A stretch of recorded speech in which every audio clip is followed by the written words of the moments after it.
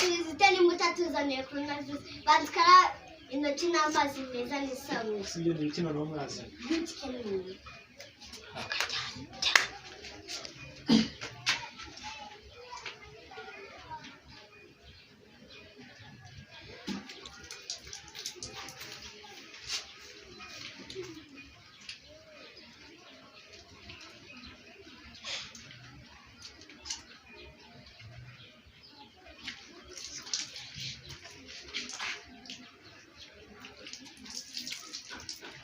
asuka amazi menshi ba